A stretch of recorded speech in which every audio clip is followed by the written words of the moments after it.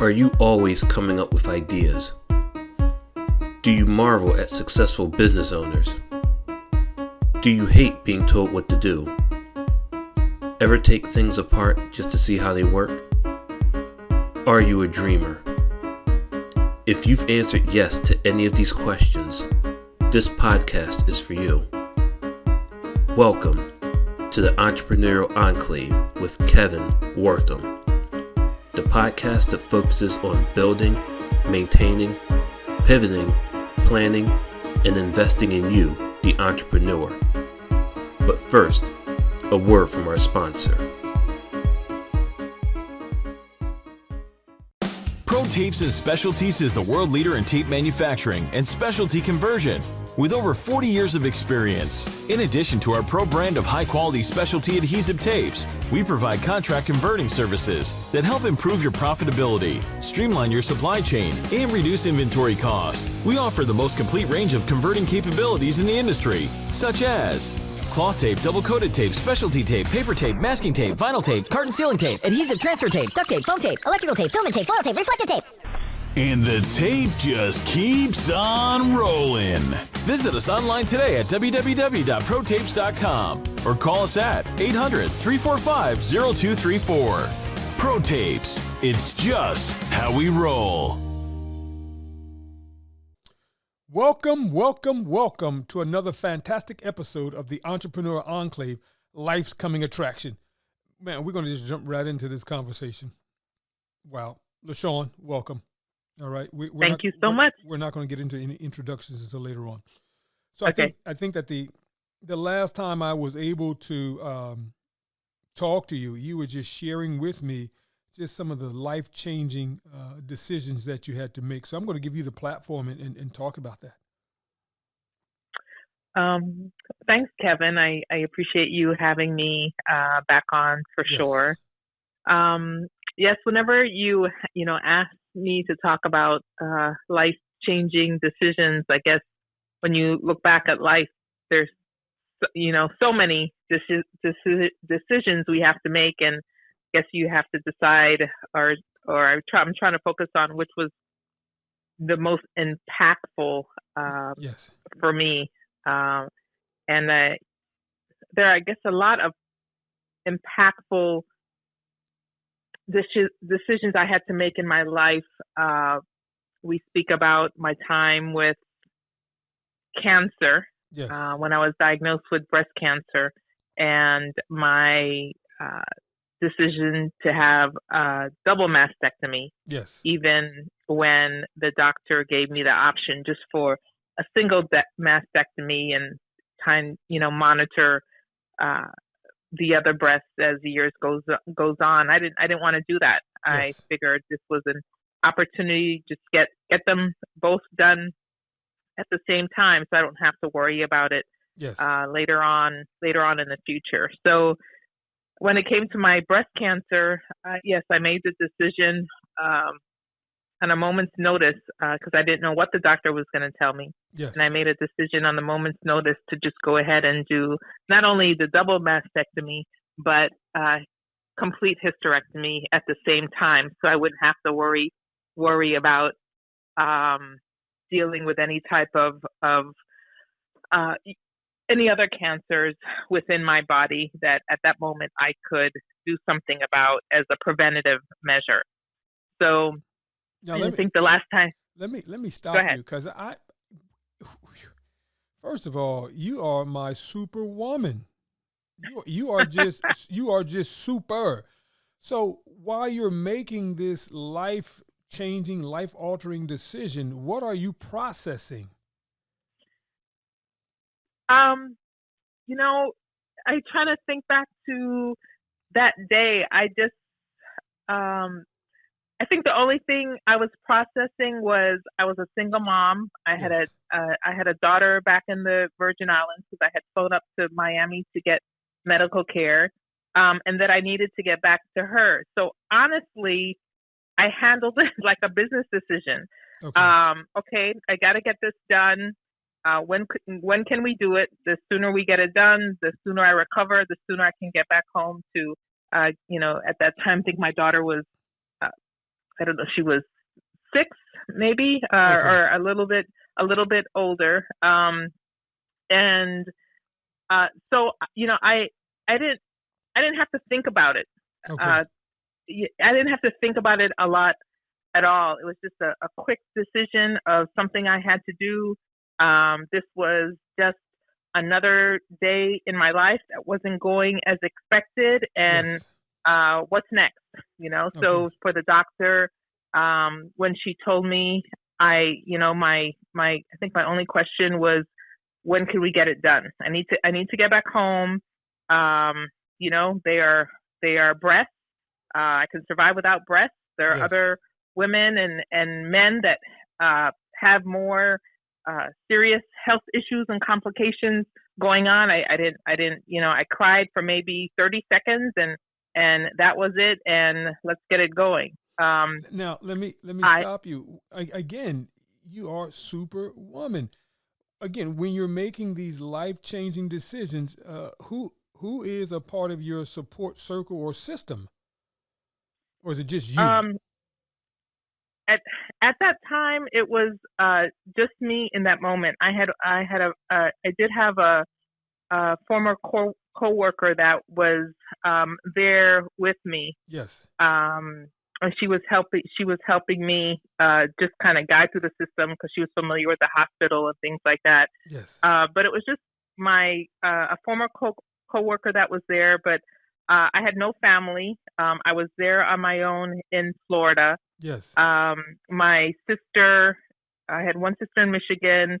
My sister was in Michigan. My younger sister, I'm not too sure, don't remember if she was in St. Croix or somewhere else. And my parents were home.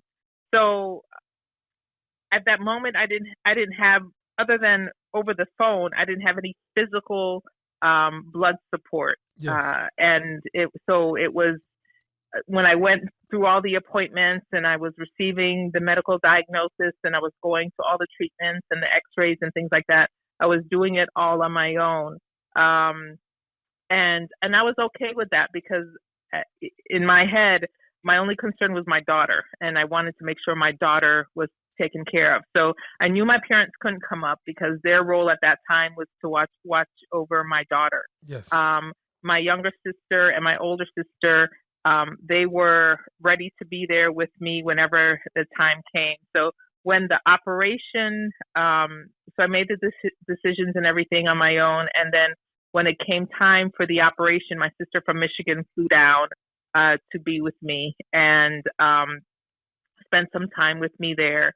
But even in asking them to come down, I don't even think I asked them to come because I was fine with just going through the process by myself. I knew that everybody had their lives, you know, both my sisters had their children, everyone had their lives that they needed to take care of. And honestly, I wasn't trying to impose on anyone. You know, that's how I am. I try to just handle things by myself. When they did come, I was happy that they were there. Yeah.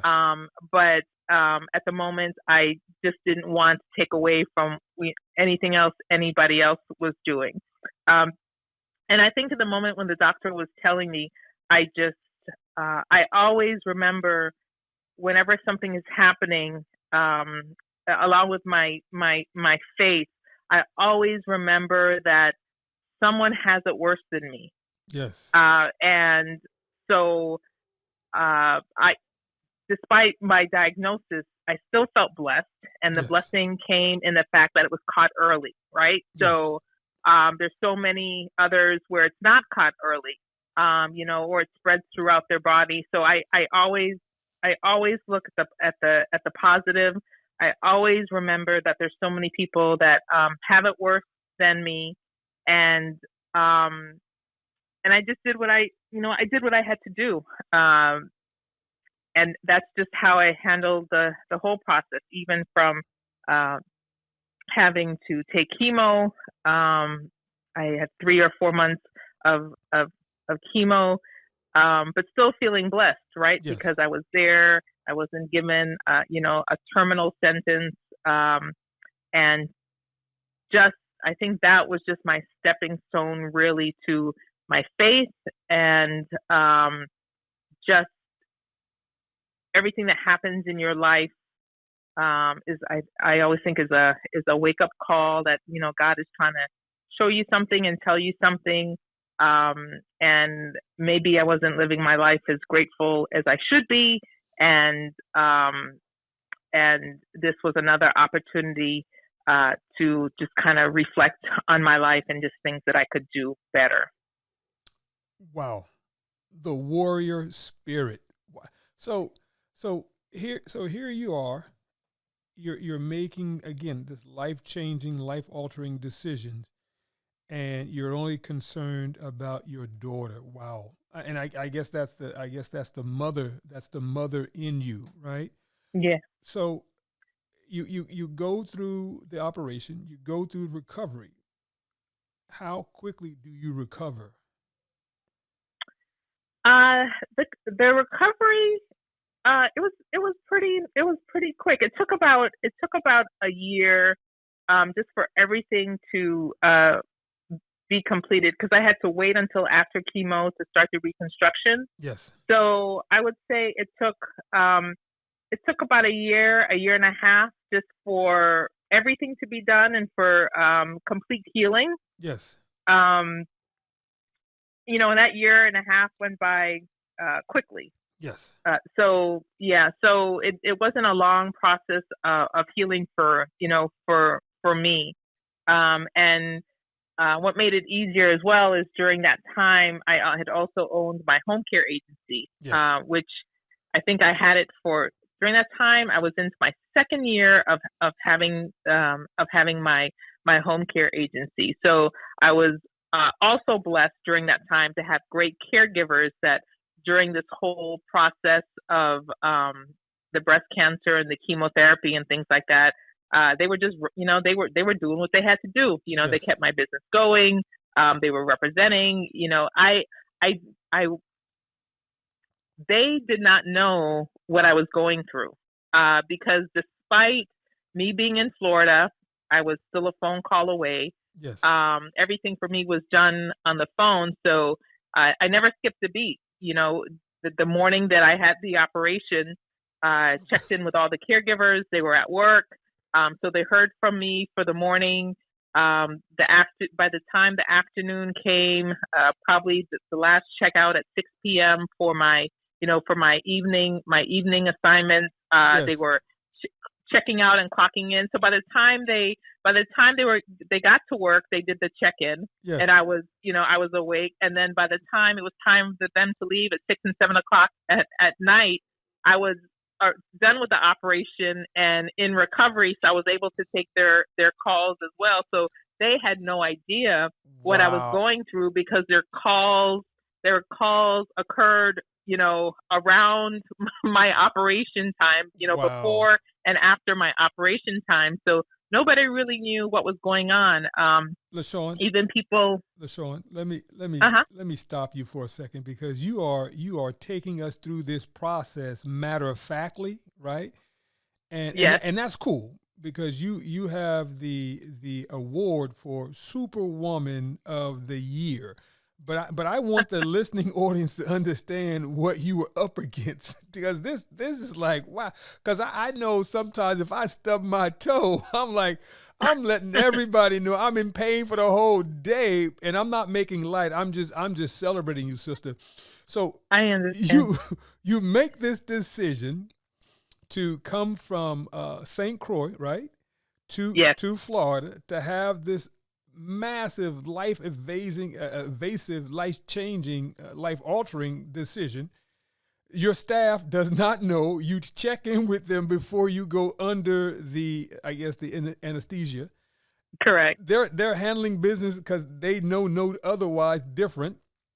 Once you come out of surgery, once you are in recovery, the anesthesia is wearing off. You're calling them to check on them. That's crazy. Listen, there is nothing in this world that you can't do. I want you to bottle that up, because I mean, we seriously have to dig in deeper, because again, you talk about this matter of factly. You are by design this great. And we've got to find out how do we bottle this and how do we share this with other folk so that they can tap into what you were tapping into to make this, leap of faith to do what you had to do, just matter of factly, right? So, but I thank you. Oh my God. So I just wanted them to understand what you were up against, because I don't think they understood what you were up against. But go ahead. I'm sorry. Go ahead. Now, at what point do you tell your staff that I am going to be out for some time, or do you not tell them at all? I never tell them. Wow. I never tell them. I just conducted business as usual. Yes. But even when before my diagnosis, right? One of the what's the word that I'm looking for? One of the signs that you have good staff and you're running a good business is when you Yes. don't have to be there every day. Very right? true. Yes. So I had caregivers for my home care agency who just did what they needed to do. And I had a supervisor that did the assessments and went to the homes and checked in on my caregivers, and she was doing what she needed to do. Yes. So I really wasn't involved in the day-to-day operations per se. Yes. I might do a spot check every now and then. Before my cancer, I would do a spot check every now and then. They would never know when I would show up to the home to just check on the patients and make sure they were doing what they need to do. But overall, it was really my caregivers that were the ambassadors for my company, and really just doing what they needed to do to handle it. So they did not see me very often, other than when they had to collect their paychecks every 2 weeks. Yes. They might run into me. But so for me, being away in Florida and doing this and that, them not knowing, they really didn't see me before that too much anyways, because most of them were just followed by the lead supervisor who checked on the staff. And so even people on the island, I don't think I told anyone. I think the only time people realized that maybe I had cancer was when they saw me out. At one time, I had because all my hair had fallen out. Yes. And I had my head wrap. Yes. And so I think when they saw me out that one night, that's when people started talking, kind of wondering, if something was going on with me. Yes. They never asked. They just, assumed just from me wearing a head wrap, because I would never had my head wrapped. It's just that I was out that night and I knew it was going to be chilly, and I had no hair on my head, so I had Yes. my head wrapped that day. Or unless they saw me going into the oncology center for chemo, in case someone saw me walking in there. Otherwise, I didn't tell anyone. So it is just really my family, and eventually people figured out that I had cancer, or I was going through something. But again, I never talked about it. It was just took my daughter to school. Just everything continued. Just normal, uninterrupted. Mom. Normal yeah, mom. everything Wow. continued uninterrupted. So, Yeah. and I just think that strength just came from knowing, again, for my daughter, I had no choice. Okay. There were still bills to pay. Okay. There were still bills to pay. There was still tuition that had to be paid. There was still had to buy. I mean, nothing was interrupted. And so me being sick, I could not afford to be sick as a single mom. Yes. And I wanted to show my daughter, and hopefully she remembers to this day, that despite your challenges, you keep it moving. You can't really depend on anybody except yourself. Yes. But LaShawn, I apologize for asking this question, but what did you tap into? Because, I mean, listen, not everybody can tap into what you were tapping into to make the statement so nonchalantly. Because this is like, yeah, I stubbed my toe, went and got a pack of ice, kept everything. It sounds almost like mundane like that, and that's cool. But for anyone who knows, there was something deeper that you're tapping into, and I'm hoping that as we explore that through this podcast, we can tap into what that was, because I would love for our listeners to be able to have the ability to tap into what you were tapping into, right? So let's I go ahead. I'm sorry. I think that there's two things that I was tapping into. One, I didn't realize it until after, but my first thing I was tapping into is there's three of us, myself and my two other sisters. Okay. And we are all entrepreneurs. Okay. And as was my grandmother. So yes. My grandmother from the islands she was strong. She was a business owner. People, she died right before my daughter was born. Yes. But she was the first woman on St. Croix to own a gas station. It may have been, in the Virgin Islands. I'm not sure. Yes. And she was just a businesswoman. On the small island, she was this businesswoman that was very strong, very no nonsense, and no matter what situation was going on, she never faltered. She never paused. She just kept it going. And all three of us saw this as we were growing up. So I want to believe that we got that woman power from my grandmother. Yes. And my dad, we got the tender caring from my mom. Yes. And my dad, who is he can do anything. Okay. We watch him. He barely will he ask anybody to do something, because he will always figure something out, come up with a solution on his own to figure out a problem. And this was just always very apparent to us as we were growing up. Yes. So I have to say that, our what we saw from our family, especially from my grandmother and my dad, was instilled in us. It's yes. just, being strong and doing things on your own and not having to depend on anyone. Yes. After the incident, though, and just being so grateful. I remember when the doctor told me that, that it was, I think she said 5 centimeters long, and they could not save the left breast. Yes. And I was just so grateful that they had caught it in time. And I yes. I believe that it was at that moment that I realized how God is good. But there were just so many other times in my life where I've been through some situations, and I knew it was always God's blanket of protection over me that made me come out on top. Yes. This situation is when I think my faith really, really kicked in.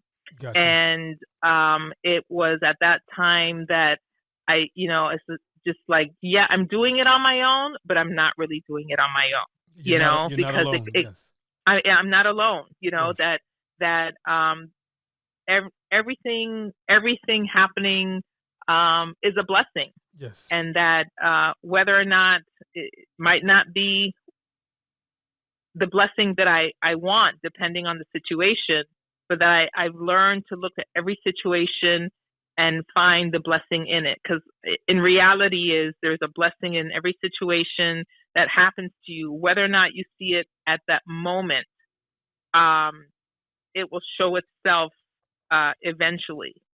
And so in my life right now, I am so guided by my faith.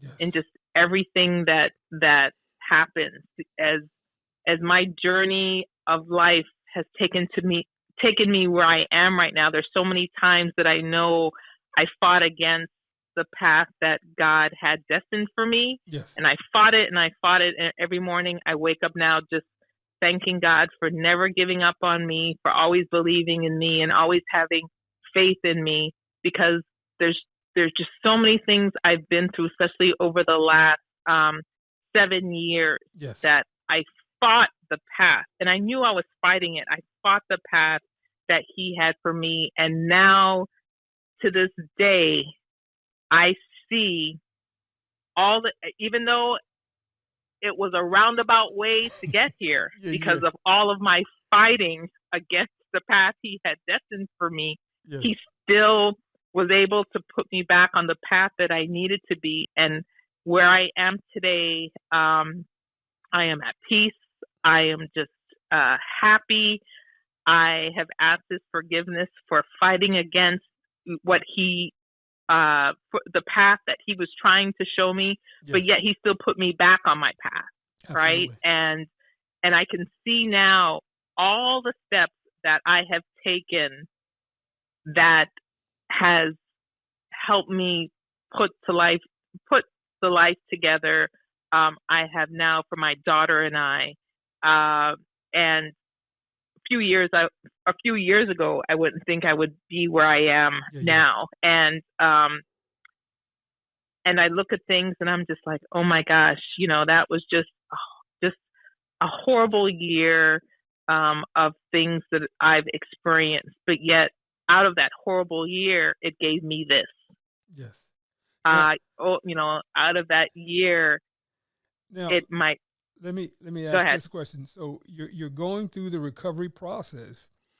Have you thought about sharing your story with other women and other persons that were experiencing the same thing? Have you done that? Have you thought about that?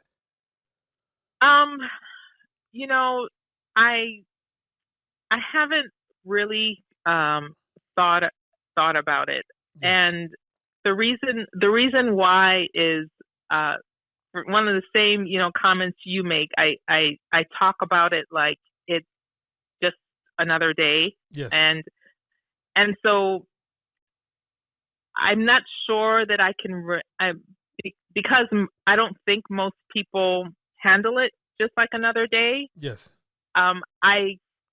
I feel, and this might be an assumption of mine, but I feel like I would take away from their experience because I'm sorry for that way. I just okay.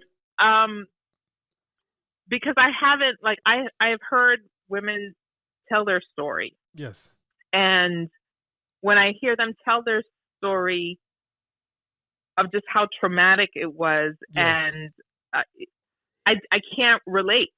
Understood. I can't relate, and I don't want to come off as if I don't understand. I can be supportive. Yes. Let me just say I can be supportive to someone. Yes. I can be supportive to someone because that's the social worker in me, right? Because I have my master's in social work and this is in my field. So I can be supportive to someone, but I also am very aware that that the way I've handled it, many do not.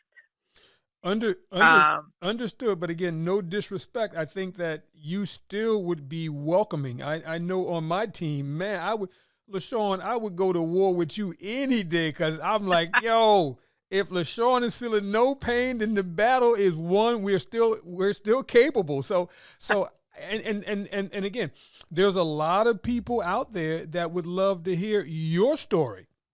Yeah, and I'm not. And, yeah. Go ahead. And I don't mind. Yeah, yeah. I don't mind. I don't mind sharing my story. Yes.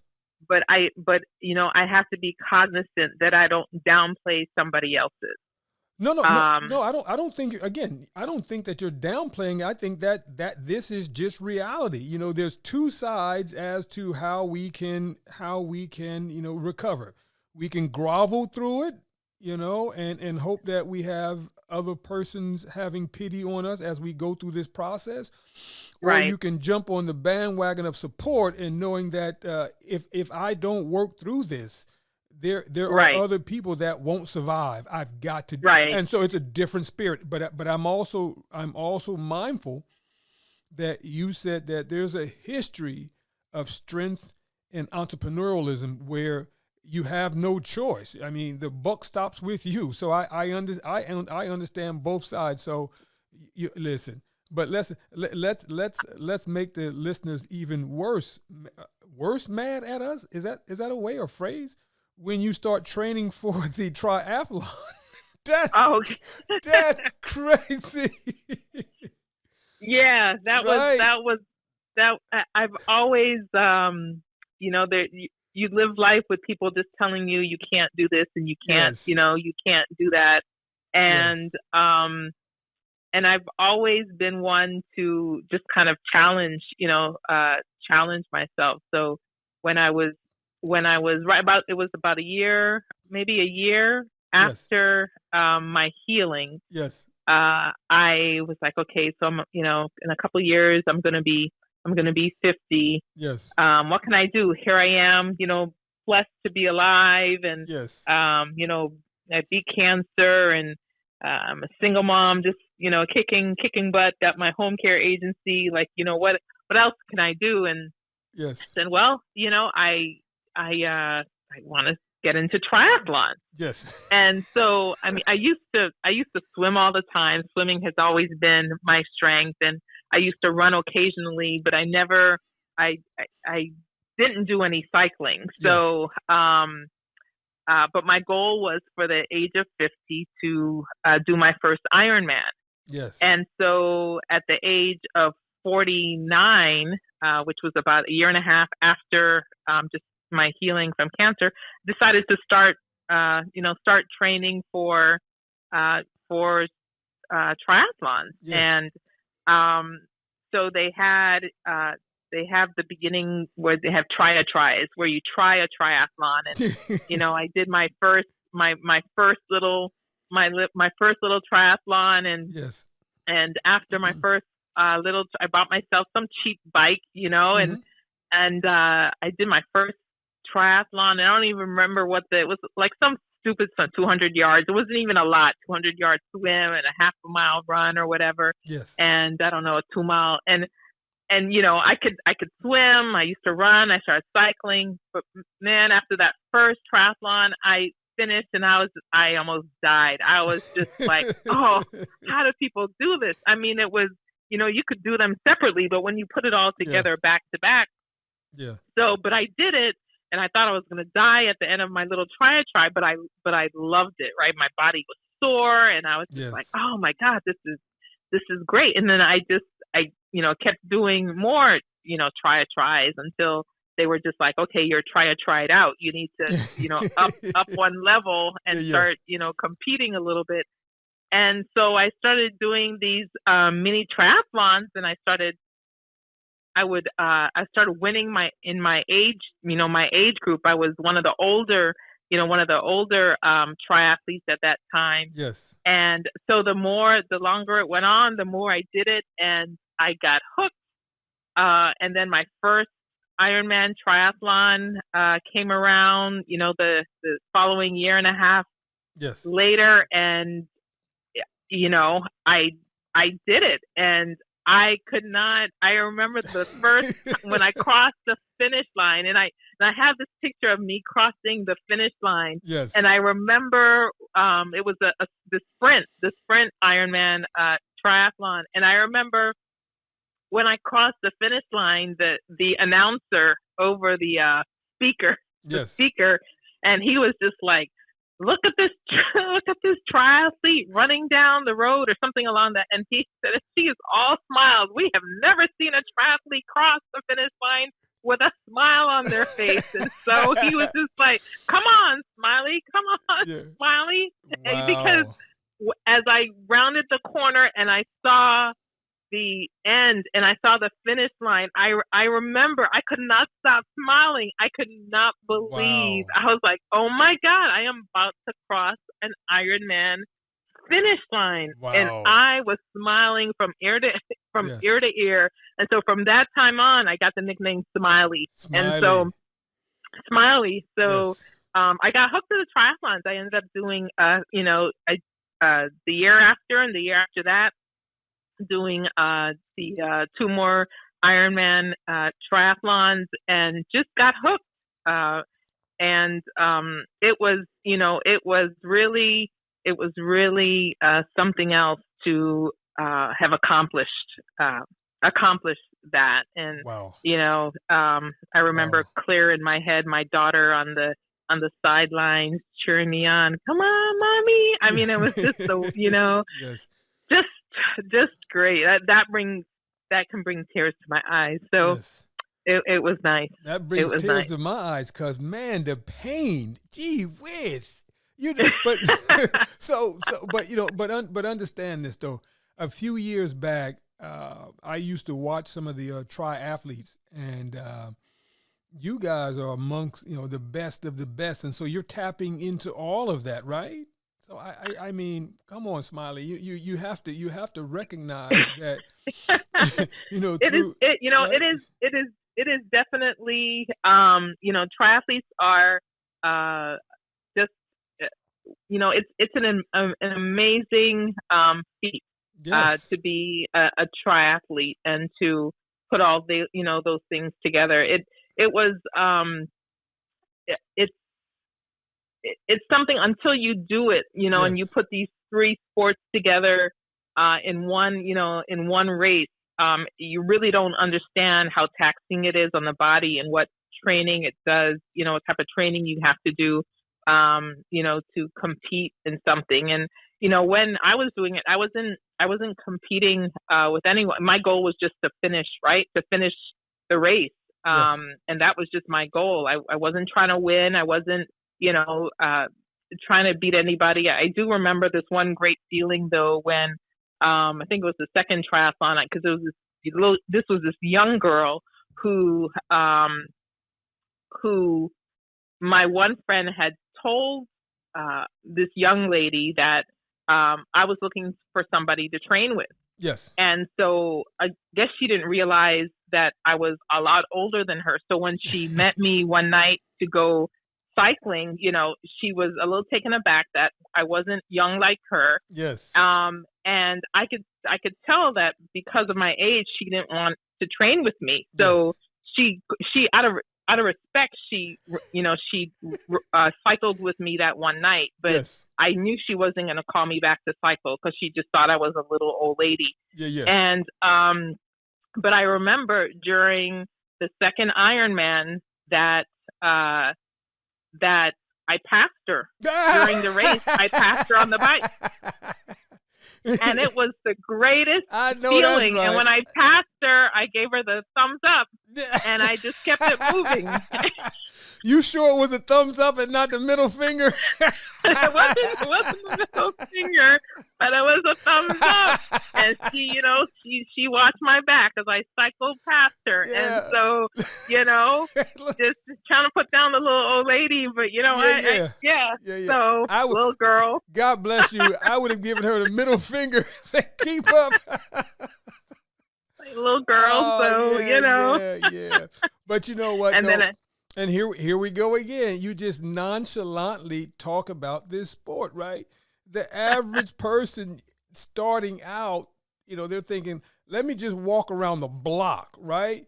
You're saying, let me just swim 2 miles, right? Or let me just get let me just get my mind right every day just to work out. And, and when you're working out, you're putting in 10 to 12 miles a day just working out.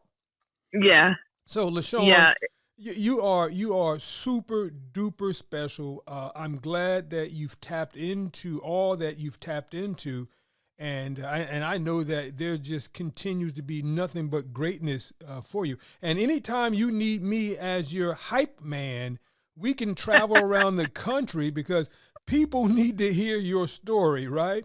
You can say it your way, and I can say it the way I think it needs to be heard. But man, they need to, they really need to tap into this whole process, that you've gone through. But yeah. Yeah, So, I just think, if many of us just live our lives and wake up each morning just yes. being grateful for whatever little we have, because you watch the news, and of course the news now is Ukraine. Yes. None of us should be complaining about anything. Yes, there are things in our lives that would make life better. We're not as healthy as we would like to be, but yes. but we're still here, right? We are still here, and until God says it's time, then you still have to make the best of every day. But I don't complain. I am just so grateful for my daughter, my family, just all of my blessings, all from Pitt, friends like you that we continue to stay in touch. I try to see my blessings in being at University of Pittsburgh. I did not like Pittsburgh whatsoever. And so when I look at the blessings of Pittsburgh, is my friends, friends that I met from Pittsburgh, because this little island girl just had a hard time transitioning in Pittsburgh, but despite the fact that I didn't like Pittsburgh itself, there are all these wonderful friendships that came out from Pitt, for which we still stay connected today. Well, what's interesting, and thank you for helping me transition, because that was going to be our next talking point, to talk about how you and I we met. So I think it was 1983, correct? It was 83, yes. Yeah, and all we knew here was this gorgeous woman coming in, and no one knew who you were. She was from the island, so it was like, she's from the island. Like, wow, it was such a weird experience for me. It was. I mean, it was. I was just like, what? Y'all don't get island people up here in Pittsburgh? Like, I did not. Well, I mean, so again, you're in Pittsburgh. It's cold as shit, right? And and so when you think of island woman, you think like, this is the magical allure. Like, oh my gosh, And then I mean, you're at that time you're quite attractive. So it's like, oh my God, all right, who is this woman? So here we are. How did you get to Pittsburgh? That's like the frozen tundra. How'd you get up there? Oh my gosh, I was forced to Pittsburgh. Let me tell you, my mom had some friend whose daughter went to Pittsburgh and just loved it, and so my mom thought I should go there. It wasn't what did I want, and I didn't want to go to college at that time. I was right out of high school, and I begged my parents. I was not ready. I didn't like school. Period. Yes. And what I wanted was a break. I didn't know what I wanted to do, and but parents just want the kids to go to school. They just want the kids to go to college, and they forced me to go to Pittsburgh. So there I am, in Pittsburgh, and I remember the taxi as we were taking. No, it wasn't even a taxi.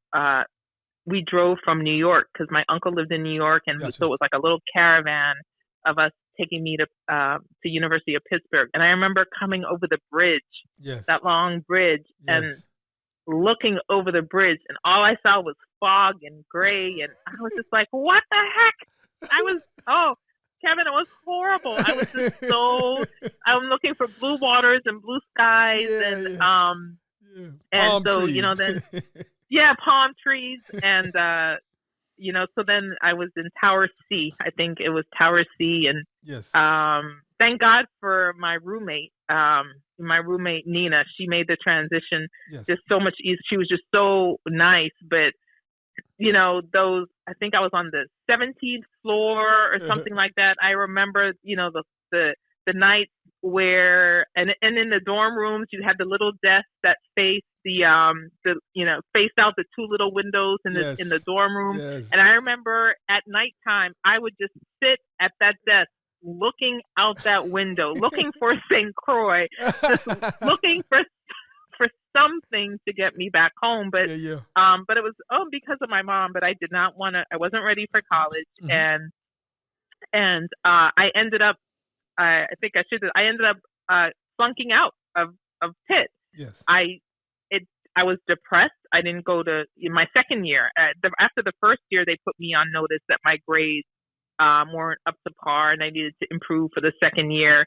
And I knew that, and I went back my second year, but I had no intentions of improving my grade. I just thought that if I got kicked out to school, my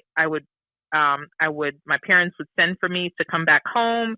And lo and behold, I got kicked out of school, and my parents said, "You are still not coming back. You are still not coming back home." And they sent me to Atlanta to go to some fashion college. I was never into fashion, but they were just trying to make sure I didn't come home. But I transitioned in Atlanta a lot because the weather was better. The weather was better.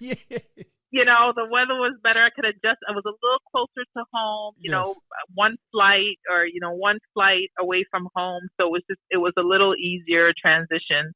But after I got my AA in fashion merchandising, I worked as a waitress for many years for the Marriott. And then, years later, it just dawned on me that I wanted to get my degree in social work. So then I went back and I got my bachelor's at Georgia State, and I graduated with honors. And then I got my master's at Yeshiva University, and I graduated with honors. At that time, I was ready. I was ready for school. I knew what I wanted to do. And I've just been in the administration field ever since then. And I guess because of my love for administration, then I transitioned. I was able to open my home care agency just because I knew about compliance. I'm good in federal compliance and policies and procedures. I just love all that behind the scenes type of stuff. And then when I moved back to St. Croix, and I worked for a couple companies, and the two companies that I worked for when I got back there, we were always getting calls about, do you guys provide, or do you know of anyone that provides inbound care for homebound adults? And so we kept getting these calls, and I'm just like, well, does this not exist on the island? And, did my research, and there was no such company, and ding, ding, ding, ding, there is a need. Wow. So, that's when I opened the home care agency, so you just always have to listen, there's always a need somewhere. And so that was the need. And I quickly jumped on it, and it was absolutely a wonderful, wonderful experience. So I had the company for about 11 years, and then I closed it right after Hurricane Maria in 2017. Yes. Now you were, first of all, see, this is why you're my superwoman. Wow. Listen, anyone who does not get amped up, pumped up about your story, they're not listening. But one of the things again that I think that we should highlight was what you just said. Every parent has to really know their child and understand that going to college immediately after high school, that's not for everyone. Right. Right. And I remember asking my daughter, when it was time for her to graduate from high school. Yes. I asked her that. I said, are you ready, and do you want to go to school? Because if she had said no, that would have been it. She would have to tell me what her plan is. Still have to go and work. But my daughter has always been a brain. She loves school. She's everything I was not. When it comes to, so she's currently a senior at her university, and she's on the dean's list. Okay. So awesome. So when it comes to school, she has everything that I lack. Gotcha. So I told her, I said, I'm living my grades through through you. Is she as tough as you though, Mom? She's definitely she's one of those that if you look at her from afar, you think that she's not, but you take her on, to task her with something. And yeah, it's there. It's awesome. there. I think the big difference between her and I is she can hide it. Okay. I was more vocal and verbal gotcha. with how I handle things. She's more of the laid back, quiet type that might lead you to think. She can't stand on her own 2 feet, but it's there. And she probably learned to be a little bit more quiet about it because because of what she's seen in me. I can be very vocal and no nonsense. And I tell her, sometimes you just have to be that way, especially as a single mom. People and a woman, will think that you can't handle something, or that you have to have a man around to get certain things done. And I think if there's one thing I have taught her is that you can do it with or without a man in your life. But always be prepared to handle it on your own. And if you are blessed to have a man become your partner in life, whether or not he's there, you're always prepared to handle it by yourself. Awesome. So awesome. But she's so when it came to school, I was not ready, and my parents did not want to hear that. And I just knew when and if I had kids that I would take a different route to how my parents forced me to go to school. I mean, I knew their thought process about it, but they weren't listening to what I wanted. And so that, in a roundabout way, still was a blessing, because again, then I went to Atlanta, and again, the same friends I met in Atlanta many years ago are still part of my close social circle now. And so that's my blessing from that, again, are these friends that I maintain as a result of whatever path or direction I have gone on. Yes. Now let me ask this question. I think you already answered it, but had you ever thought about doing a historical Black college while you were in Atlanta? No, I never thought about it, and I actually probably wasn't very in tune with the HBCUs at that time.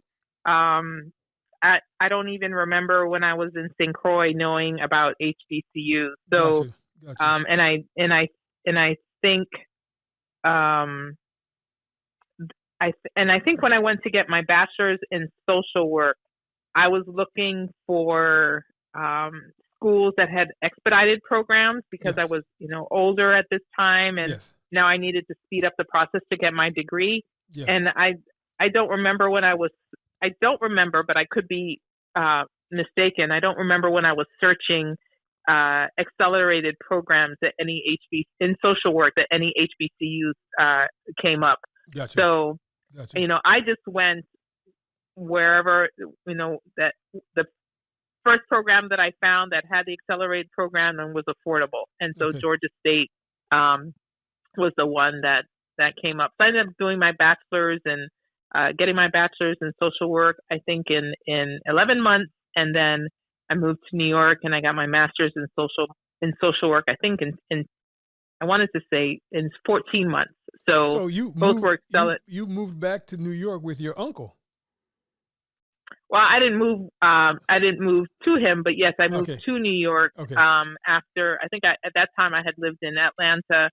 When my parents chose Atlanta as my next destination, I want to say that I lived there for 12 years. Wow. Ended up, settling there for quite a while. Yes.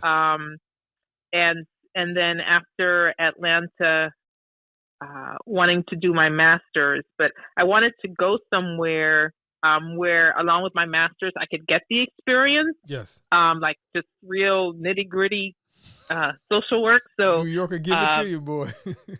boy, did I get it. I went to New York and my first job in New York was as a case manager in the South Bronx at a drug addiction center. Wow. So my clients were clients that were addicts and living with HIV. Whoa. And on Willis Avenue. So I worked as a case manager there, and I was a case manager for only about 7 months when I then got promoted to HIV coordinator. Yes. And then I got promoted to HIV coordinator, and I was in that position for about 1 year. Yes. And then I got promoted to the director of my own clinic. Oh, wow. Okay. And so then they transferred me to a clinic in Redhook, Brooklyn.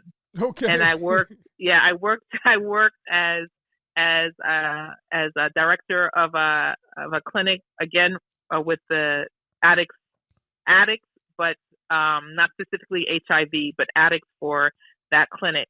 And during that time, I was pursuing my master's in social work. So it was, New York was a wonderful experience for my my master's, my caseloads and things that I had, and running a clinic in Redhook, Brooklyn, gave me all the experience that I needed to prepare for what was coming down the line, and really set me up for really was a great foundation for the rest of my professional career as I would go, as I would continue to hop around. So then I left New York, and my daughter was born in New York, and then I moved back to Florida, and then I moved back to Atlanta, and then I moved back home. So, so just always hopping around. Yeah. So now I'm talking to you. You're in Florida, or you're in Virgin Islands? I'm back in Florida. Okay. Back in Florida. Yeah. I moved back to Florida 4 years ago, after my daughter graduated from high school, and she chose a university here in Florida. So she's at a university here in Florida, and it's now 4 years later, and I can't believe it. And she'll be graduating in May. So time has just gone by. Yeah. Wow. Gone by just so fast. Now, do you think does she too have the entrepreneurial spirit? Yes, her goal. She's studying psychology with a minor in forensics. Yes. And a clinical psychologist, and so her goal is to have her own practice one day. Fantastic. So yeah, she'll be following the entrepreneurial steps for sure. And we want her on the Entrepreneur Enclave. We want you both to come back. That'd be crazy, right? Have you both? Yeah, that sure would be. Because then she can talk about witnessing the strength, the quiet strength and the quiet resolve that you had while you were going through this process. Because remember now, they say that children, they see more than they respond to. So they could see so children are very resilient. So they probably could not articulate it, but I think now she might be able to say, Mommy was just strong. I don't know what she was going through, but Mommy was just strong. He never missed a beat. Kevin, you know what? That was my thought process, and I don't know if it was in college. I think it was when she was a freshman in college. Yes. And she wrote something for one of her classes. Okay. And she spoke about me and exactly what you just said, and it brought me to tears. And awesome. It's a letter that I keep in my drawer because it's something that she had presented to class. Wow. And just how you say, she observes in silence. She doesn't express her feelings too much, but I do know she's a thinker, and sometimes I have to kind of like snap out, out of it. And she wrote something for one of her classes where she spoke about my cancer and how strong I am, and I will just I just cherish that letter because she expressed so much that I had no idea that she was observing and seeing, and she realized. She talked about, how I opened my home care agency Yes. and my battle with cancer, and just how strong she thought I was. And so you're right, exactly what you just said is what she is and what she's done. Just sit back and observe. Yes. And remember it all. But that letter really means a lot to me because it was just very, very special for her to share that and share it with her class. Absolutely. So, I mean, with the time that we have left, I want you to kind of take us through this process again, right? Because I want the audience to understand. Not so much understand. What would be some suggestions that you would have the audience, the listening audience, go through in order to find their own personal strength? What would you have the listening audience do? Well, I think one of the things you need to do is really just write down all the things that you're grateful for. Yes. And I always believe that list of what you're grateful for will outweigh and refocus where you are mentally. Yes. And if you're honest about what you're grateful for, then it should really put you in line with all the blessings you do have. Yes. And I mean, it could just, the blessings can be and just so small, Yes. I mean, if you have a car, but you're fussing about not being able to buy gas to put in your car, at least you have a car. Yes. Right? There are many people that just don't have a car and just can't even afford to have a car, Yes. So, yes. So I always, if you look in your refrigerator and all you have is a carton of milk and a pack of steak or chicken and just a few things in there, there are a lot of people that open their refrigerator and all they have is ice. Yes. So Understood. I just think that that you have to start out with a list of, what do you do have, and Yes. from what you see you do have, just always remember that many people don't have that. Yes. And it's just everything you walk outside, and I go and I walk my dog every morning, and so as soon as I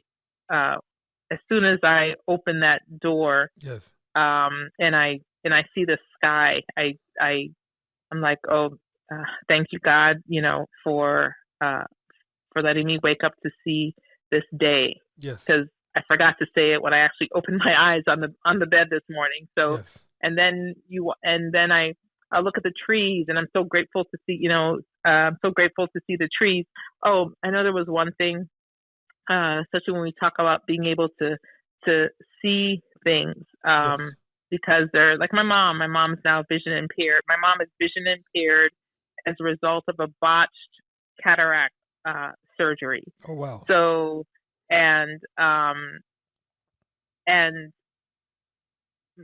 I think this could be one of the personality traits where we got this from my mom, with not complaining, because when she had her surgery, I was living in Atlanta. Yes. And her and my dad came to visit, and we were walking through the airport in Atlanta, and she was walking really slow. And yes. I grabbed her hand. I was like, "Come on, Mom, why are you walking so slow? Acting like you can't see." And so I grab her hand, and I'm like, pulling her to walk faster through the airport. I thought she just wanted to people watch or something. Yes. And so she's going along with me, and then we get through, and we're walking through the parking lot, and there's a speed bump, and the speed bump is painted in yellow. You can't miss it. Yes. And my mom trips over that speed bump, and she falls. Oh wow! And I was just like, I was like, what is it? I said, what is it? You didn't see that speed bump? And my dad looked at me and said, no, she can't see. Oh wow! And I was just like, what do you mean? What do you mean she can't see? And it was only at that time that they told us that she had this operation. Yes. And the doctor operated on her eyes when her pressure was too high and burnt all her nerves. And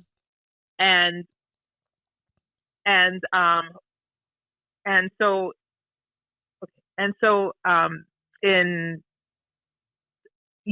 when we finally got home, we asked my dad, but how long? Because we had seen my mom or been home, I don't know, maybe 4 or 5 months before that.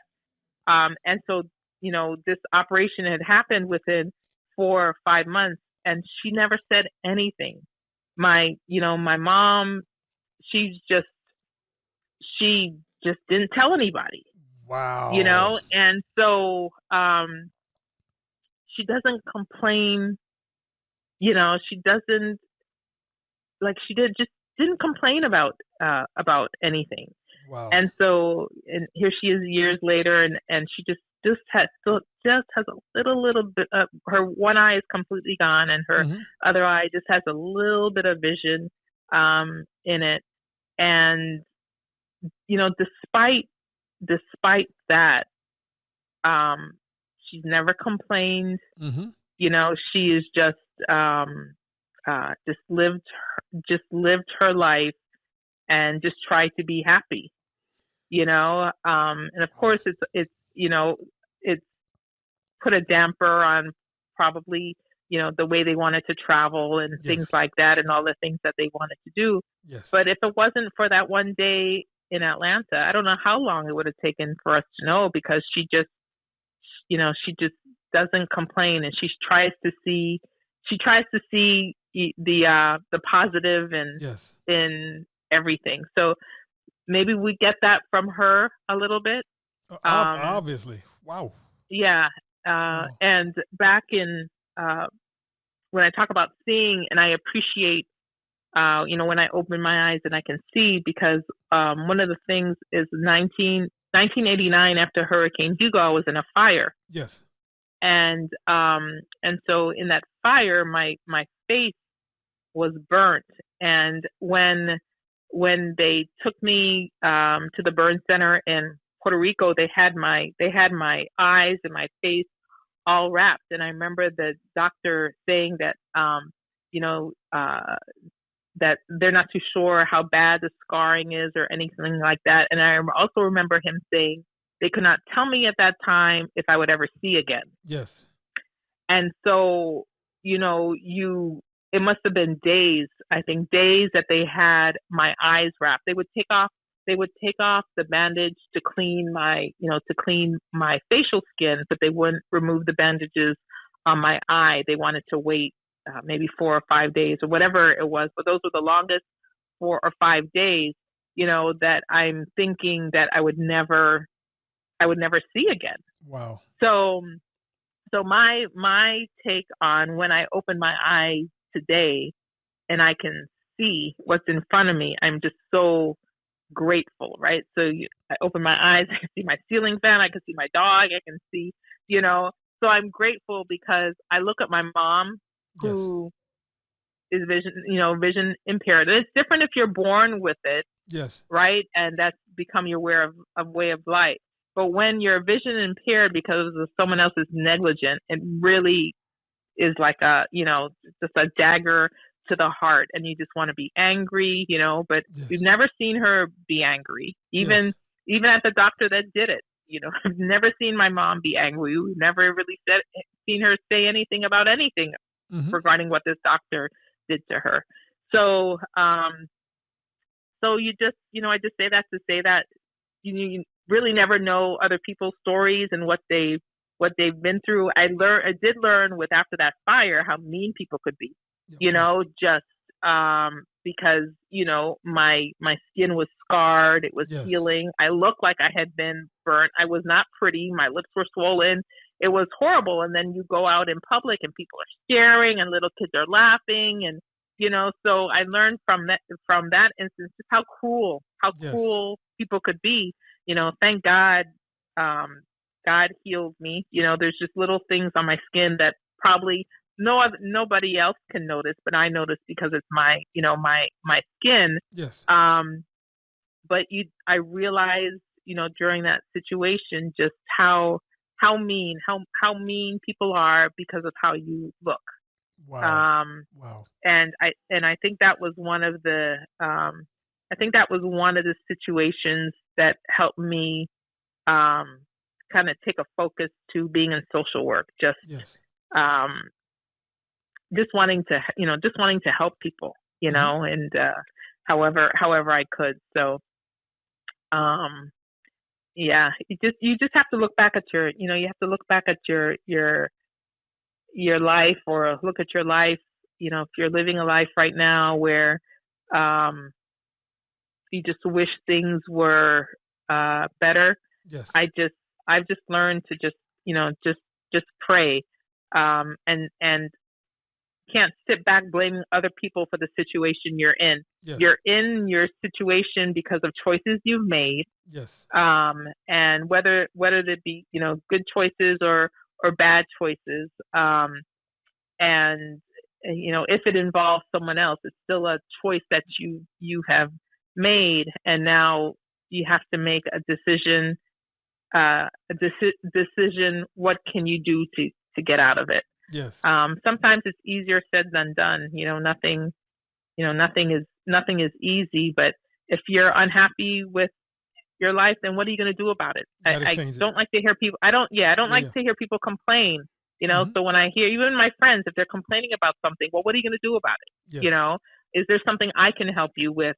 You know, for the situation, but don't complain. Have a plan. What you know, at our age, you know, 50 something, just you know, half of our life is gone. Is over. Yeah. Even though this afternoon is not guaranteed and tomorrow's not guaranteed, you know, just what are you going to do about it? You know, so you have to take the reins. You have to take the reins and start, you know, and stop blaming other people. Stop blaming people or you know, your former boss or your boss or whatever situation you're in. You have to take the reins and change it and handle it.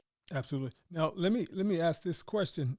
5 years from now, looking at your crystal ball, where is the great LaShawn? Where is Smiley? What are you embarking upon? Oh gosh. 5 years from now, where is Smiley? Yes. Well, Smiley's still here, okay. And you know, I believe that I've been contemplating and getting into doing my own consulting as it comes to compliance, helping companies with, you know, state or local compliance, just proofreading, just getting into their overall operational review. Yes. Because I keep seeing that I keep seeing signs that those are areas that I should hone into as my next entrepreneurial adventure. You know, I'll sit. This past week, we've been looking for consultants with the company that I work for right now. We've been looking for some consultants to help us get started in some things. And a couple of the consultants that we've spoken to, you know, they give us their websites to look at, and they've sent us brochures. And I've called my boss, and I'm just like, have you read this website? Grammatical errors everywhere. There's spelling errors everywhere. And these people are trying to sell themselves to us. And he was like, you are too much. I was just like, but you know, that's what you have me for, right? To weed out these people. I said, how can you sell yourself if you're not even selling yourself properly? And so one of these agencies I reached out to, and I said, I said, and I did screenshots of their website, and I highlighted all the grammatical errors and spelling errors, and I was like, I'm for hire. If you want, you can hire me to fix your stuff. So my boss is always laughing at me because I can, it's just like people just don't even realize if you're trying to, present yourself as a professional multi-million-dollar agency. Yes. It reflects in your websites and everything else that you have, you're passing out as marketing material from your brochures. And this guy just had absolutely no idea because he's trying to do it on his own. Yeah. And so I'm just like, well, you know what? Maybe I should just open a business where I just do reviews of on people's websites and their brochures, and just have me be a proofreader, or this one person that I was talking to was saying, asking me if I had, policies and procedures on certain things. And I was just like, yeah, I've actually done those policies and procedures. And he was like, oh my God, will you help me create mine? And I just love,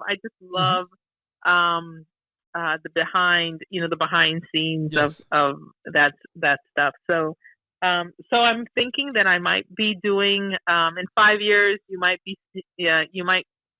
see me as having my own consulting agency for operational compliance and review or something along that line.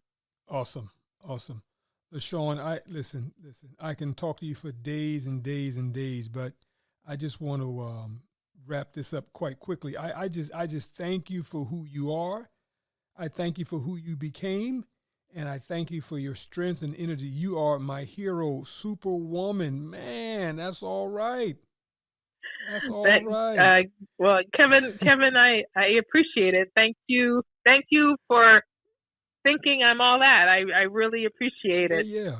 We need to expose you to more folks because in this world that we're currently living in with so much negativity, they need to hone into and tap into where their strengths lie. And you certainly have justified and tapped into and realized, where your strengths lie. So thank you. Now, with the time that we have left, I'm going to give you the platform one more time for your final shout out and your final thoughts. My final thoughts and shout out. Well, I want to thank you very much for having me back on for a second time and for believing that my story can help others. I'm always, willing to help others, wherever I can, for sure. Always willing to speak to someone and provide encouragement.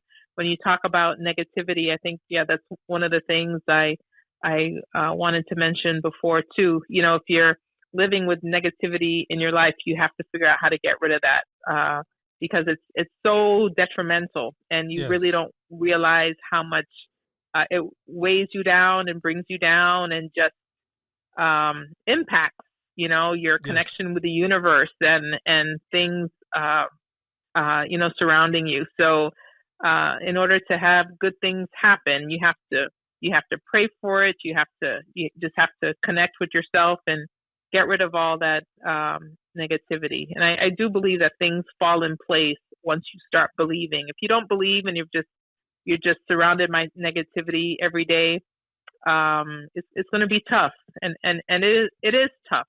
And sometimes it's definitely a lot easier said than done. Yes. But I'm always here. I'm always here for anybody that needs support. I'm definitely here to provide that. Okay. And I appreciate you having me back on. Not a problem. So how do people reach out to you, LaShawn? They can reach out to me if anyone's interested. They can reach out to me via email. Yes. And my email address is LRSDC, that's a dog cat, VI, V as in Victor, I as in Igloo, @gmail.com. Excellent. LaShawn, you have been a winner today. Thank you, thank you, thank you. Let's stay connected. We'll talk to you soon. Thank you so much. You're quite Have welcome. a great day. You as Bye-bye. well. Bye-bye.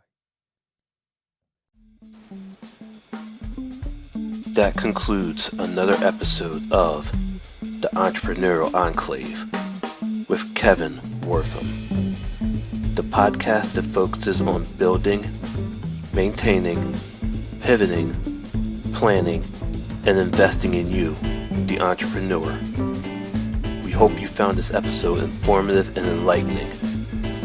If you have any questions or comments about any of our episodes, please call 609-731-9311 or email kevin@minding-our-business.com.